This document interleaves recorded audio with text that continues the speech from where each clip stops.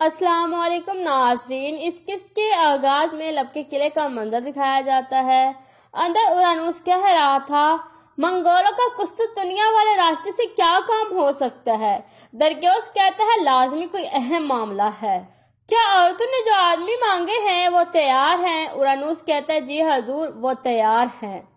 हो सकता है कि औरतों मंगोलों का एक छोटा सा यूनिट खत्म करना चाहता हो। दरक्योस कहता है, सोगत में मंगोलों के बहुत से छोटे यूनिट हैं, लेकिन वो कुस्तुंतनिया वाले रास्ते पर क्यों जाना चाहता है। उरानूस कहता है, तो फिर मैं भी सिपाहियों के साथ जाता हूँ। दरक्योस कहता है, नहीं, मैं खुद जाऊंगा। मैं सब कुछ अपनी आंखों से देखना चाहता हूँ। ये राज हमारे मुस्तकबिल में बहुत फायदेमंद साबित हो सकता है। ये कहकर दरक्योस वहां से चला जाता है। दूसरी तरफ काई कबीले में हकीम हरतुक हैमा खातून को कह रहा था, अलीजज दोबारा हमारे कबीले पर हमला कर सकता है। हैमा खातून कहती है, खैर है हकीम हरतुक, क्या आप कुछ जानते हैं? हकीम हरतुक कहता है, अर्तुगरुल साहब एक अहम मिशन पर गए हैं। हमें भी अपना एक अहम किरदार अदा करना होगा। हमें हर वक्त होशियार रहना होगा। हमारे सिपाही खैमों में अपनी तलवारें छुपा कर रखेंगे। अगर जरूरत पड़े तो हम पूरी ताकत के साथ लड़ेंगे। दूसरी तरफ जंगल में अर्तुगरुल और उसके सिपाहियों ने बेस बदल रखे थे। तुर्गुत कह रहा था, मंगोलों के भागने से पहले दरक्योस के आदमी को यहाँ आ जाना चाहिए था। अर्तुगरुल साहब कहते हैं, अब्दुर्रहमान उस जगह की निगरानी कर रहा है जहाँ मंगोलों को सुल्तान केज कौच मिलेगा। अगर अब्दुर्रहमान को कोई खबर मिलेगी तो हमें बता देगा। इतने में दरक्योस के आदमी यहाँ पहुंच जाते हैं। एक सिपाही कहता है, हम दरक्योस के खास जंगजू हैं, इस जंग में हम आपके साथ हैं। अर्तुगरुल साहब कहते हैं, एक भी मंगोल को भागने मत देना। कैदी को कोई नुकसान नहीं पहुंचना चाहिए। एक आदमी को रास्ते की तरफ भिजवा दो। अगर कुछ हुआ तो हमें बता देना। इतने में अब्दुर्रहमान वहां पहुंच जाता है और कहता है, बजतीन सुल्तान केज कौच को ले आए हैं सरदार, और मंगोलों से वसूल करने के लिए यहाँ पहुंच चुके हैं। उनकी सरबराही सबोताई कर रहा है। अर्तुगरुल साहब कहते हैं, तो चले फिर, हमारी तलवारें रोशनी की तरह उन पर टूटेंगी। ये कहकर वो वहां से चले जाते हैं। इसी दौरान बजंतीन वाले सुल्तान केज कौच को मंगोलों को दे रहे थे।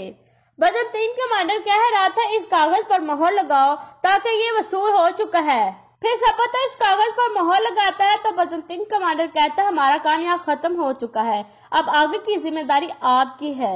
ये कहकर वो पीछे मुड़ जाते हैं तो मंगोल सिपाही सुल्तान केज कौच को पकड़ लेते हैं। सबोताई कहता है, तुम्हें गोश्त के टुकड़े की तरह बेच दिया गया है। अब तुम अपने पांव पे चलकर हलागो खां की तरफ जाओगे। पूरा एनातोलिया तुम्हारा हशर देखेगा। सुल्तान केज कौच कहता है, अगर उन गद्दारों ने मेरी कमर में छुरा ना घोंपा होता तो तुम गिद्ध कुछ भी नहीं कर सकते थे। लेकिन मैं गद्दार नहीं हूँ, मैं कभी भी तुम्हारे आगे नहीं झुकूंगा। तुम्हारे जालिम हलागो खां को मेरी सिर्फ लाश ही मिलेगी। इस तरह मंगोल दोबारा सुल्तान केज कौच को घेरे में ले लेते हैं। सबोताई कहता है, पकड़ लो इसे, हमने बहुत लंबा रास्ता तय करना है। इसी तरह दरक्योस भी ये सब कुछ देख रहा था और आहिस्ता से कहता है, कौन है ये आदमी? इतने में अर्तुगरुल साहब के आदमी वहां हमला कर देते हैं। इस तरह तमाम मंगोल मारे जाते हैं, लेकिन सबोताई पकड़ा जाता है। फिर अर्तुगरुल साहब सबोताई के करीब आते हैं। सबोताई कहता है, कौन हो तुम? अर्तुगरुल साहब अपनी आवाज तब्दील कर कहता है, अपने मालिक को कहना तुम्हारे हर जुल्म का हिसाब लिया जाएगा। कुत्तों के पास ताकत आ सकती है, लेकिन हुक्मरानी भेड़ियों की होती है। फिर अर्तुगरुल साहब उसे जख्मी कर नीचे गिरा देता है। दूसरी तरफ अलीजज और उसके सिपाही भी इसी तरफ आ रहे थे। एक आदमी आकर अर्तुगरुल साहब को कहता है, कोई आ रहा है, वो जल्द यहाँ पहुंच जाएंगे। अर्तुगरुल साहब कहते हैं, तुम लोग अब किले वापस जाओ। ये सुनकर दरक्योस के आदमी किले चले जाते हैं और अर्तुगरुल साहब सुल्तान केज कौच को लेकर एक तरफ चल पड़ते हैं। इसके बाद काई कबीले का मंजर दिखाया जाता है।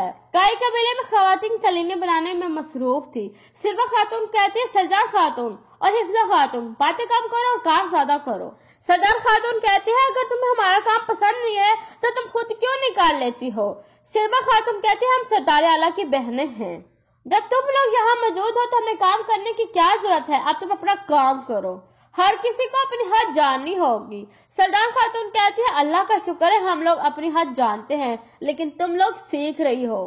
बिलगी खातून कहती है, क्या मतलब है इसका सरदार खातून? सरदार खातून खड़ी हो जाती है और कहती है, मतलब साफ है। तुम ने अर्तुगरुल की कुदरत देखकर उसके साथ ताल्लुकात बनाए, और जबकि तुम्हारी बहन ने अलीजाज की कुदरत देखकर उसकी मुलाजमा बन गई है। क्या यह भी सरदार आला का हुक्म था? ये सुनकर सिरमा खातून सख्त गुस्से में आ जाती है। इस तरह खंजर सिरमा को लाया जाता है और वो गिर कर बेहोश हो जाती है। बिल्किस खातून अपनी बहन के लिए रोने लग जाती है। दूसरी तरफ जंगल में अलीजाज अपने सिपाहियों के पास पहुंच जाते हैं और हर तरफ मंगोल सिपाहियों की लाशें देखकर वो हैरान परेशान हो जाता है। अलीजाज गुस्से से कहता है, यहाँ क्या हुआ है? सिपाहियों हर तरफ फैल जाओ। ये सुनकर सिपाही हर तरफ फैल जाते हैं। सबताई जख्मी हालत में पड़ा था। अलीजाज सबताई के करीब आकर कहता है, यहाँ क्या हुआ था? ये किसने किया है? सबताई कहता है, मैं नहीं जानता, उनके चेहरे ढके हुए थे। अलीजाज पूछता है, केश काउच कहाँ है? सबताई कहता है, उसे ले गए हैं। ये सुनकर अलीजाज शदीद गुस्से में आ जाता है और सबताई को ऊपर पाँव रखकर कहता है, हमारे ऊपर पहाड़ गिर गया है, मैं अपने खान को क्या जवाब दूंगा?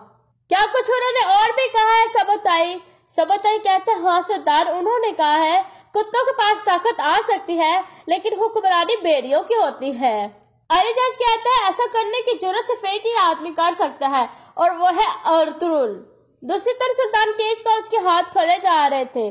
सुल्तान केश काउच कहता है, कौन हो तुम लोग, और तुम लोगों ने मुझे अगवा क्यों किया है? तुम लोग मंगोल हो या बजंतीन वाले? अर्तुगरुल साहब कहते हैं, ना तो हम मंगोल हैं और ना ही बजंतीन वाले, हम ओगोज तुर्क हैं। सुल्तान केश काउच कहता है, तो फिर कौन हो तुम? अर्तुगरुल साहब कहते हैं, सुलेमान शाह का बेटा अर्तुगरुल। ये सुनकर सुल्तान केश काउच मुस्कुराने लगता है और कहता है, मैंने आपका बहुत नाम सुना है अर्तुगरुल साहब। दूसरी तरफ काई कबीले में सिरमा खंजर लगने की वजह से बेहोश पड़ी थी। इतने में कबीले की तबीबा आती है। बिल्किस खातून कहती है, फौरन हकीम हत्तू को बुलाओ। इतने में हेमा खातून, उस्मान और गुंदोज वहां पहुंच जाते हैं। हेमा खातून सरदार खातून को कहती है, तुमने क्या किया सरदार? सरदार खातून कहती है, वालिदा, मैं सिर्फ अपना दिफा कर रही थी, इसने मुझ पर पहले हमला किया है। इतने में उमर कबीले के सिपाही कहते हैं, हम अपने सरदार आला को क्या जवाब देंगे, हमें सरदार खातून को गिरफ्तार करना होगा। ये सुनकर गुंदोज उस्मान के सामने खड़े हो जाते हैं और कहते हैं, हम इन्हें गिरफ्तार करने नहीं देंगे। ये सुनकर बिल्किस खातून गुस्से से अपने सिपाहियों को कहती है, बस करो, सरदार खातून को मैं खुद सजा दूंगी। दूसरी तरफ जंगल में अर्तुगरुल साहब और उसके साथी भागते हुए गोरों के करीब पहुंचते हैं। इतने में अर्तुगरुल साहब कुछ निशान देकर कहते हैं, तुर्गुत, हमारे लिए जाल बिछाया गया है, तैयार हो जाओ। इतने में बहुत सारे मंगोल उन पर हमला कर देते हैं।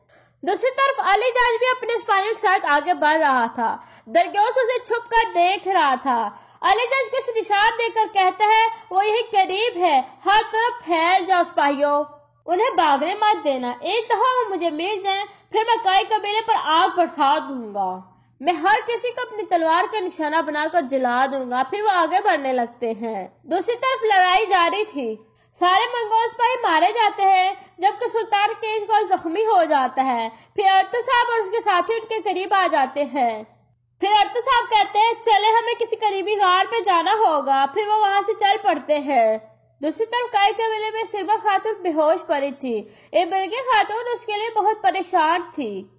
हेमा खातून इंजन से पूछती है, हकीम हट्टू कहाँ है? इंजन कहती है, वो सोगत गए हैं, हमने उनकी तरफ खबर भिजवा दी है। दूसरी तरफ अलीजाज और उसके सिपाही एक जगह पहुंचते हैं जहां हर तरफ मंगोलों की लाशें पड़ी हुई थी। अलीजाज पूछता है, क्या हुआ है यहाँ? एक सिपाही कहता है, हमने जो इस तरफ सिपाही भेजे थे, उन्होंने वो सब सिपाही मार दिए हैं कमांडर अलीजाज। अलीजाज कहता है, क्या वो इतने ही लोग हैं जिन्होंने सारे सिपाहियों को मार दिया है? फिर एक सिपाही निशान देकर कहता है, कमांडर अलीजाज, वो इस तरफ गए हैं। फिर अलीजाज नीचे बैठ जाता है और कहता है, आज मेरी मदद करो अली खां की रूहें, ताकि मैं उन्हें जमीन के नीचे दफन कर सकूं। फिर अलीजाज खड़ा होकर कहता है, वो पकड़े जाएंगे, जाओ। फिर वो सिपाही भागने लगते हैं और यहाँ पर इस किस्त का अख्तिताम हो जाता है।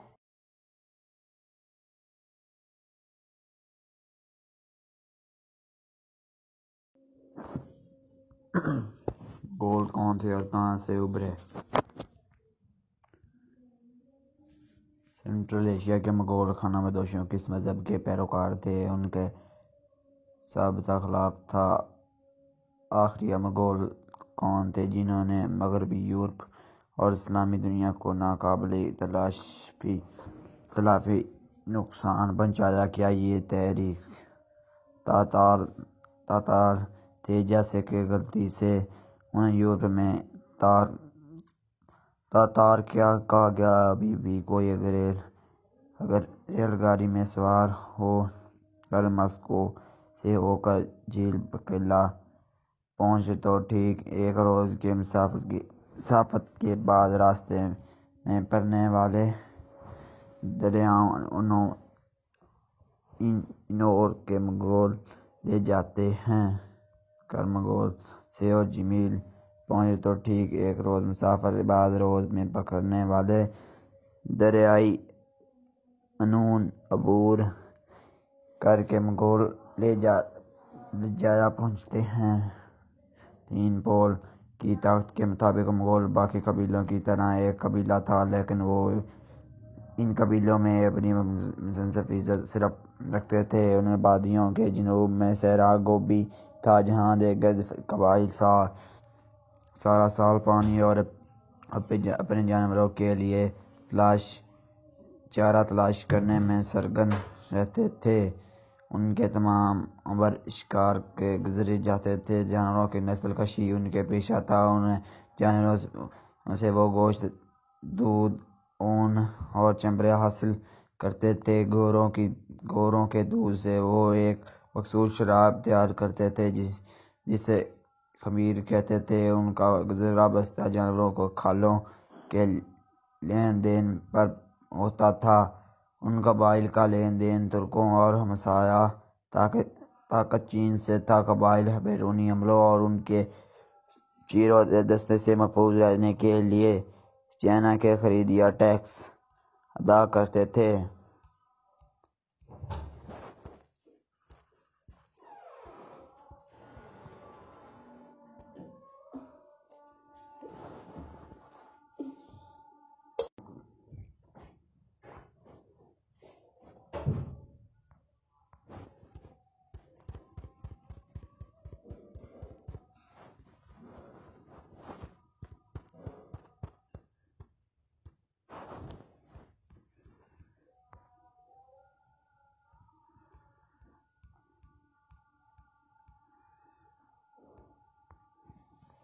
منگولوں کے جنگی چالیں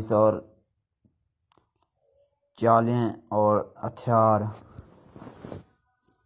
رسالہ دستی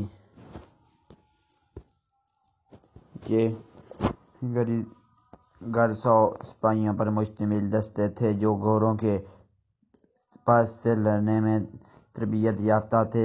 پیدل دستے بھی گوروں استعمال کرتے تھے، لیکن ان کا استعمال لڑائی کے دوران تیز رفتار سے نقل و حرکت کرنا ہوتا تھا۔ البتہ وہ پیدل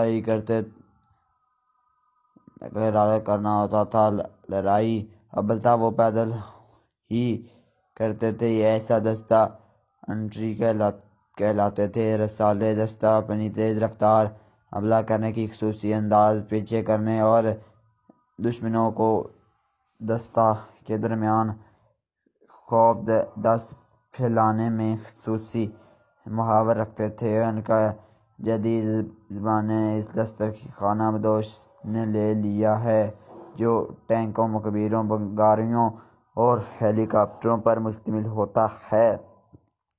ان رسالہ دستوں میں چیریٹ گاڑیاں بھی شامل تھیں جنہیں گھوڑے کھینچتے تھے۔ رسالہ دستوں کے پاس تبلیغی صنعت، تیر اور تلواریں کے علاوہ وہ نیزہ، لوہے کا ایک سلاخ اور ہتھیار سے پھینکنے والی دوسری ہتھیار ہوتے تھے۔ اپنے بچانے کے لیے وہ لوہے کی خودیا، ہیلمٹ اور چمڑے کی بیلٹ استعمال کرتے تھے۔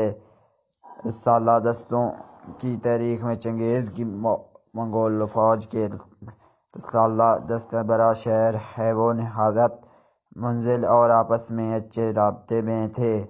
اس کے دستے ایک دوسرے کو اپنی بات سمجھانے کے لیے مختلف طریقے استعمال کرتے تھے، جن میں دھوئے کی سکرین، جھنڈوں کے اشارے اور جلتی لائٹوں کے اشارے شامل ہیں۔ فوج کے نظام شکلوں کا ایک نیم مختلف دار کی شکل میں چلتے ہوئے عظیم مغول طاقت چنگیز خان نے 1190 میں صحرائی گوبی سے ریت کی بکولی لے کر بیج کے طرح اٹھا کر یورپ کے دل میں خنجر پوشوست کیا۔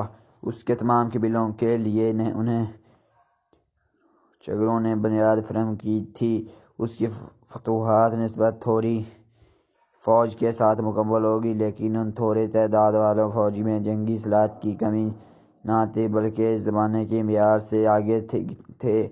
اس کا خرول بستر 10,000 گھوڑے 100 چنگیز پر مشتمل تھے جو تمان کہلاتے تھے۔ ان کی فوج کا 40% اسلحہ بردار اور جنگی لباس میں محفوظ ہوتا تھا، جبکہ 60% کم محفوظ ہوتا تھا۔ مغول فوج روایتی ہتھیار کے ساتھ ساتھ خصوصی ہتھیار جیسے آگ لگانے، دھماکہ کرنے اور تیری سے پھینکنے والے میزائل استعمال کرتی تھی، جس کی وجہ سے طاقت کا توازن اور کم سے کم دفاع ان کی حمایت میں ہوتا تھا اور دشمن آباد میں آ جاتا تھا۔ باہم اطلاع رسانی کے جھنڈے اور اشارے اور ڈھول کی آواز استعمال کی جاتی تھی۔ مغول لشکر شہر آباد سے دور رہتا تھا، جس کی وجہ سے ان کا استعمال کردار ہتھیار اور جنگی چالیں دشمن کے لیے سرفراز میں رہی تھیں، لیکن جب استعمال کی جاتی تھیں تو محفوظ کو حیران کر دیتی تھیں۔ جنگی چالیں مغولوں کی جنگی چالیں ٹیکنیک یا جنگی سائنس کے مقصد فوجوں کے نقل و حرکت کے ذریعے ایک مذکور مقصد کے حاصل کرنا یا دشمن کا فوری خاتمہ کرنے کی نیت سے ہوتی تھی۔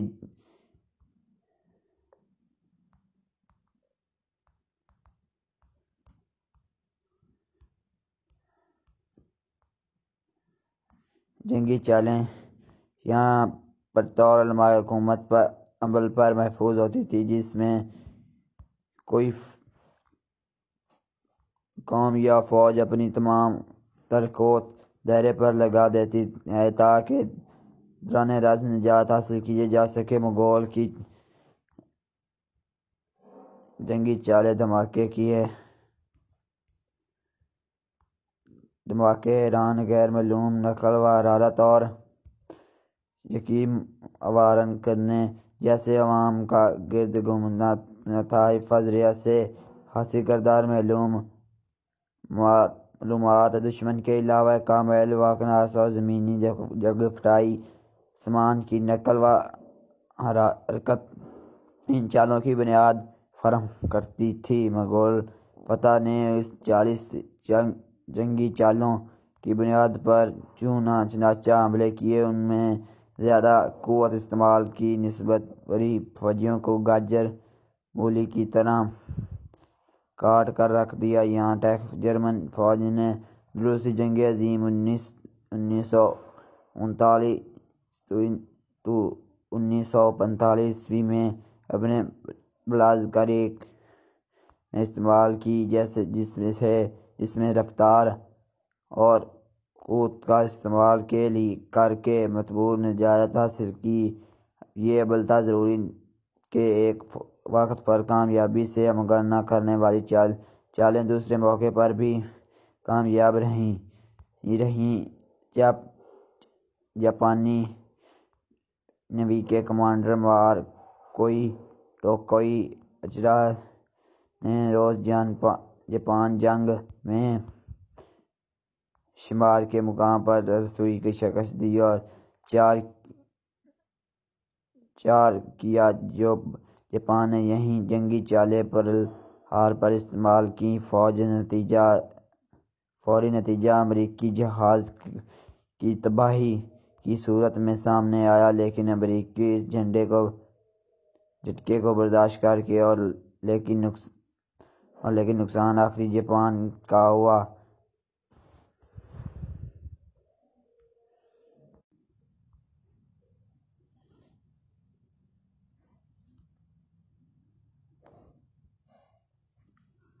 پیش تمام تعریف اللہ کے لیے ہیں، ہم جس کی تعریف کرتے ہیں، جس سے مدد طلب کرتے ہیں اور جس سے اپنے گناہوں کی معافی کے لیے درخواست کرتے ہیں۔ ہم اپنے نفسوں اور اپنی بدعملوں کے شر سے اللہ تعالیٰ کی پناہ مانگتے ہیں۔ جیسے اللہ تعالیٰ ہدایت عطا کرتا ہے، اسے کوئی گمراہ نہیں کر سکتا، اور جو اسے وہ کریم گمراہ کر دے اس کو کوئی سیدھی راہ نہیں دکھا سکتا۔ میں گواہی دیتا ہوں کہ اللہ کے سوا کوئی حقیقی محبوب نہیں، وہ یکتا ہے، اس کا کوئی شریک نہیں، اور میں گواہی دیتا ہوں کہ محمد صلی اللہ علیہ وسلم اللہ تعالیٰ کے سچے رسول ہیں۔ اے ایمان والو، اللہ سے ڈرتے رہا کرو اور ہمیشہ سچی اور درست بات کہا کرو، تو اللہ تعالیٰ تمہارے اعمال کو درست کر دے گا اور تمہارے گناہوں کو بھی بخش دے گا۔ اور جو شخص حکم مانتا ہے اللہ تعالیٰ اور اس کے رسول کا تو وہی شخص حاصل کرتا ہے بہت بڑی کامیابی۔ عزیز بات، اے میرے پروردگار، حمد و ثنا صرف تجھی کو ذات ہے، ایسی حمد جو تیری جلیل اور قادر شان قدموں کی مالک ذات کے شان شہود ہے۔ تیرے لیے ہی حمد ہے تاکہ تو راضی ہو جائے، اور تیرے لیے ہی تعریف ہے تاکہ تو اس سے خوش ہو جائے۔ یہ کتاب تاریخ اسلامی کے سلسلے کی چھٹی کتاب ہے۔ اس میں دولت عثمانیہ کی تاریخ اور اس کی عروج و ذات کے اسباب کو بیان کیا گیا ہے۔ ترکوں کے آباد اور وجوہات، کون تھے، کب دائرہ اسلام میں داخل ہوئے، کیا کیا رہائے نموش سر انجام دیے، یہ تمام باتیں بل سے 19 کتاب میں درج ہیں۔ بعض عربی مساعد اور مترجم کی مدد سے سلطان سلجوق العثمان، نظام الملک توسی اور ملک شاہ جیسی بعض میں شخصیت کی حالات ہم کو القاب بھی پیش کی گئی ہیں، جنہوں نے ہمیشہ قرآنی تعلیم کا مرجو خاطر رکھا۔ اس کے علاوہ ترکی سلطنت کی جہاد سرگرمی، تبلیغ کی کوشش، علم و ادب کے ساتھ ان کی مجموعی محبت اور عدل و انصاف پر بنی ان کی نظام حکومت پر بھی روشنی ڈالیں گے۔ سلطنت عثمانیہ، جس کی ابتدائی خاندان سلجوقیہ سے ہوئی کی بنیاد کس شخص نے رکھی؟ سلطنت اول اور خان مرید اول، محمد جلیسی و ثانی اور محمد فتح جیسے عظیم عثمانی سلطنت۔ دولت عثمانیہ کی سوچ، عظیم عثمانی سلطنت کی سوچ، ان کی خلاف کردار، مجیب سیاست، انسی خنادوش کی صداری ظاہر و باطن اسباب تاثیر سے اشتراک صافی دماغ کے لیے خصوصی کوشش، ان تمام اصول کے علاوہ قسطنطنیہ کے فتح، اس عظیم فتح میں فلم سپاہ قاسم اور صوبائی کے کردار، ان تمام باتوں کے بڑی مؤثر فہرست میں بیان کیا گیا ہے۔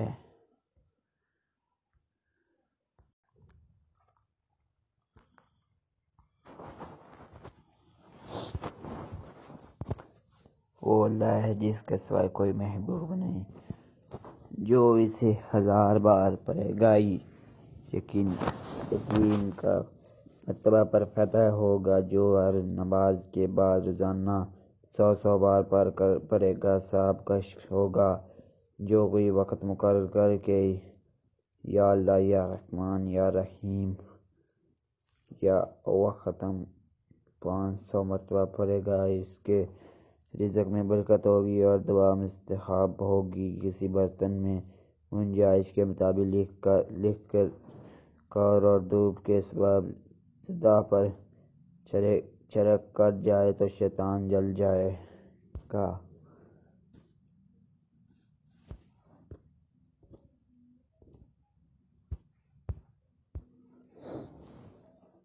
بہت ہی مہربان جو صبح کی نماز کے بعد 298 بار پڑھے گا، اللہ تعالیٰ اسے اپنی رحمت کی حصار میں لے لے گا۔ جو ہر نماز کے بعد الرحیم الرحمن الرحیم کا 100 بار روز کرے گا، اللہ تعالیٰ اس سے غفلت، انسانیت اور دل کی سختی دور کرے گا۔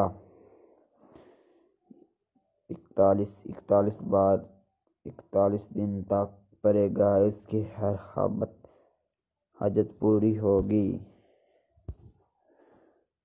اللہ تعالیٰ کا تیسرا نام ہمیشہ رحم فرمانے والا۔ جو کسی ہر روز اس اسم کو 500 مرتبہ پڑھے گا، دولت پائے گا اور مخلوق خدا اس پر مہربان اور شفیق ہوگا۔ جو فجر کی نماز کے بعد 100 مرتبہ پڑھے گا، وہ ہر درگزر ہوگا اور آخر میں بلند درجہ پائے گا۔ اللہ تعالیٰ کا چوتھا نام، جو کوئی ہر روز اسے 90 بار پڑھے گا،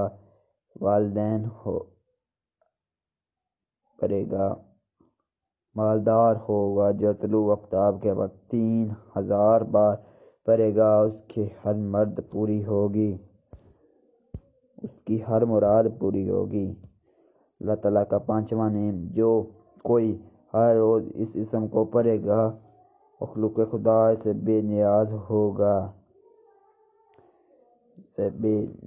ہوگا۔ اس کا کثرت سے ورد دشمن سے حفاظت کے لیے اکثریہ ہے۔ جو کوئی 319 بار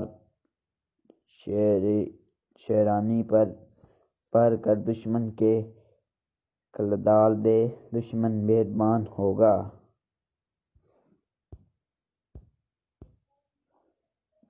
اللہ تعالیٰ کا چھٹا نام، جو ہمیشہ صبح کی نماز کے بعد 1000 بار اس اسم کو ورد کرے گا، اس کا علم میں برکت ہوگی۔ جو 131 بار پڑھ کر بیمار پر دم کرے گا، بیمار شفا یاب ہوگا۔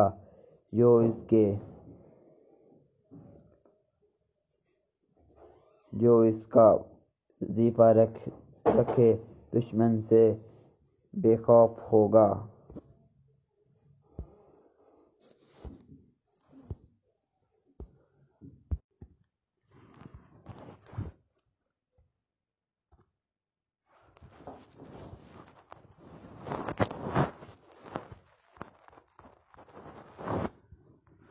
اللہ تعالیٰ کا ساتواں نام، جو کوئی ہر روز 3 بار پڑھے گا، بے خوف رہے گا۔ جو اس کا بکثرت ورد کرے گا، اللہ تعالیٰ اسے اور اس کے مال کو شیطان کے شر سے محفوظ رکھے گا۔ مخلوق خدا اس کی مطیع ہوگی اور امان سلامت رہے گا۔ جو 115 بار پڑھ کر خود پر دم کرے گا، تندرست پائے گا۔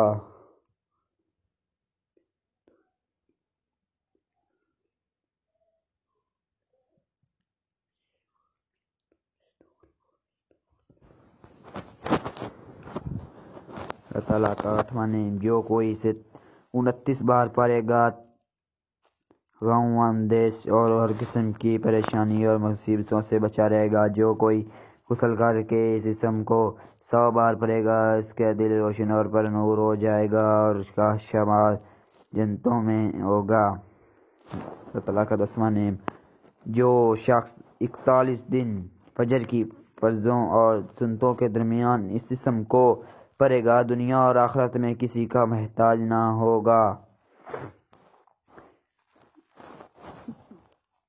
کہے گا تم خالق خدا میں عزیز ہوگا۔ جو شخص حکیم کے پاس جاتے وقت 41 بار یا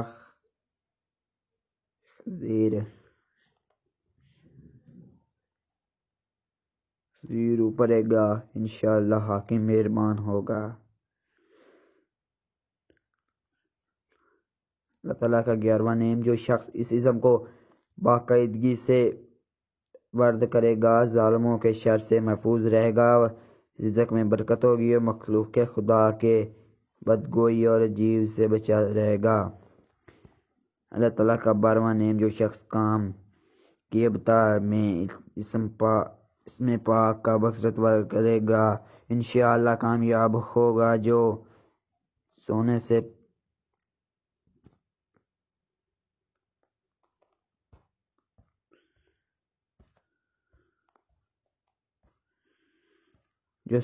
پہلے 21 بار اس پاک و عظیم کرے گا پرسکون نیند ہوگا اور برے خوابوں سے محفوظ رہے گا۔ جو حقوق و جنت کی زیادگی سے پہلے 10 بار اس اسم کو اللہ تعالیٰ بزرگ و بہترین سے نیک بیٹا عطا فرمائے گا۔ اللہ تعالیٰ کا 13واں نیم، جو کوئی رات کے وقت بکرت اس اسم کو ورا کرے گا بخشش دلائے گا، اس کے تمام کام آسان ہو جائیں گے اور اس کا دل روشن ہو جائے گا۔ اللہ تعالیٰ کا 14واں نیم، اگر بانجھ عورت 7 روزانہ رکھے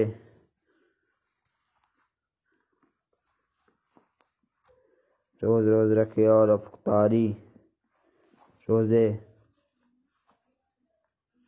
روزے رکھے اور افطاری کے وقت 21 بار اللہ تعالیٰ کا 14واں نیم پڑھ کر پانی پر دم کر کے پی لے کرے، اللہ تعالیٰ اسے نیک اور نرینہ فرزند عطا فرمائے گا۔ جو بکثرت اس اسم کو ورد کرے گا اس کی تمام مشکلات آسان ہو جائیں گی۔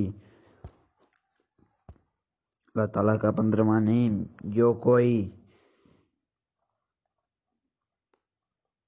اس اسم کو 100 بار جمعہ کی نماز کے بعد پڑھے گا اللہ تعالیٰ اسے بخش دے گا اور آخر میں اللہ تعالیٰ کے باپاروں لطف میں امید ٹھہرے گا، خواہش بدور ہوگی اور امان کا بل پائے گا۔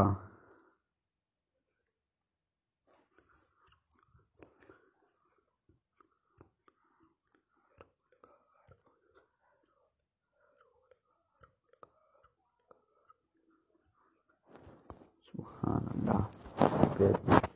اللہ تعالیٰ کا 17واں نیم، حضرت شاہ عبداللہ قادری علیہ السلام فرماتے ہیں کہ جو کوئی کشادی روز کے لیے چاشت کے وقت 4 رکعت پڑھ کر اسلام کے بعد سجدے میں جا کر 104 بار اللہ تعالیٰ کا 17واں نیم پڑھے، فرصت نہ ہو تو 50 بار پڑھ لے غنی ہوگا۔ جو عشاء کی نماز کے بعد 1150 بار اس کو پڑھے قرض سے نجات پائے گا۔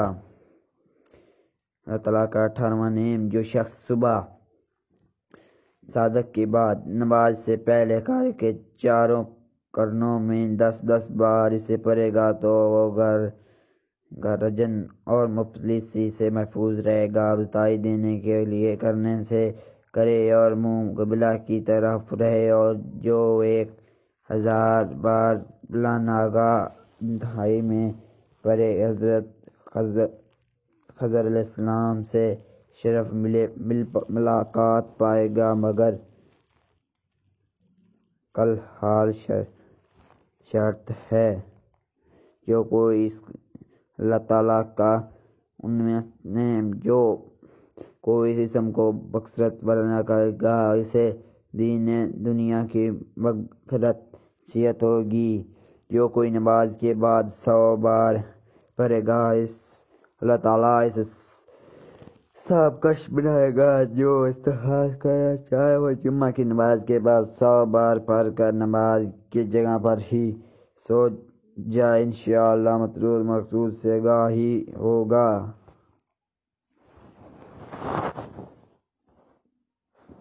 اللہ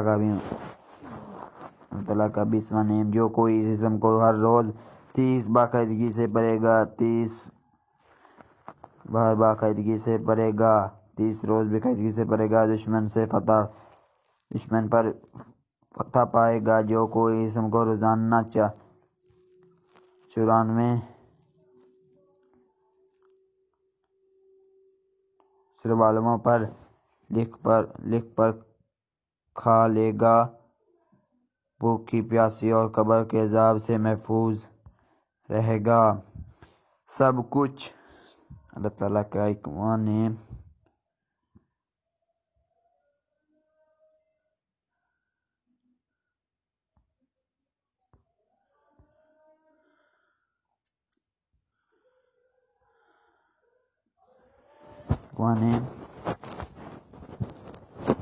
جو کوئی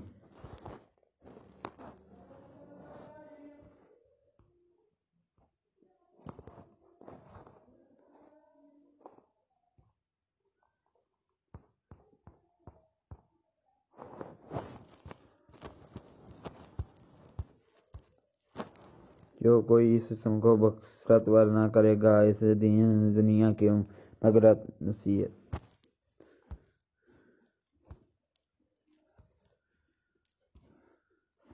جو کوئی ہر روز اس اسم کو 20 بار پڑھے گا مومن چاہے مراد پائے گا۔ جو کوئی اسے نصیحت و شب یا دوپہر کے 100 بار پڑھے گا وہ مالدار مخلوق سے بے پرواز و صد میں بزرگی ہوگا۔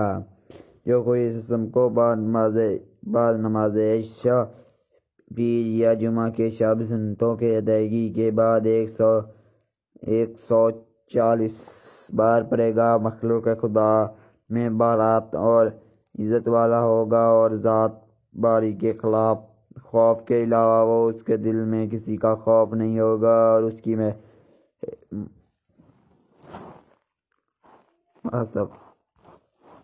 محافظت میں رہے گا۔ وہ شخص جسے ظلم یا حسد کا ڈر ہو وہ 75 یا 21 بار پڑھ کر سجدہ کرے اور اللہ تعالیٰ کے بارگاہ میں عرض کرے، اے خدا مجھے فلاں ظلم کے شر سے بچا۔ اللہ تعالیٰ اسے امان دے گا اور اپنی حفاظت میں رکھے گا۔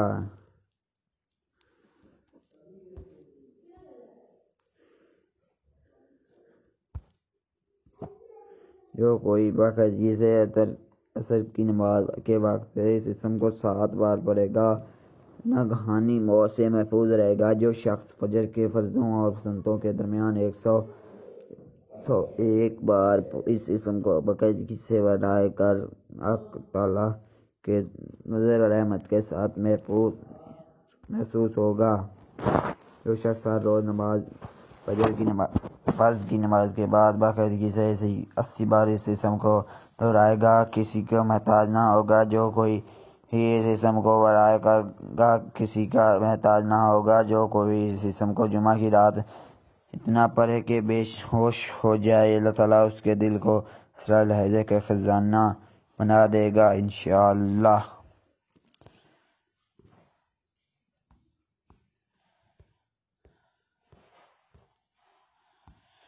جو کوئی باقاعدگی سے جمعہ کی رات روٹی کے 20 نوال پر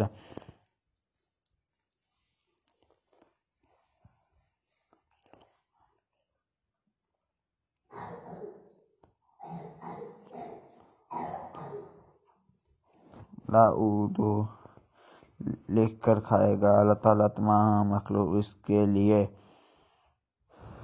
مسخری کرے گا۔ جو کوئی نماز مغرب کی ادائیگی کے بعد 1000 بار پڑھے گا آسمانی بلاؤں سے محفوظ رہے گا۔ جو کسی تنگی رزق کی وجہ سے پریشان ہو یا سفر میں بے حیات مصیبت مدد ہو، بیمار کی حالت میں اس کا کوئی مناسبہ کام نہ ہو۔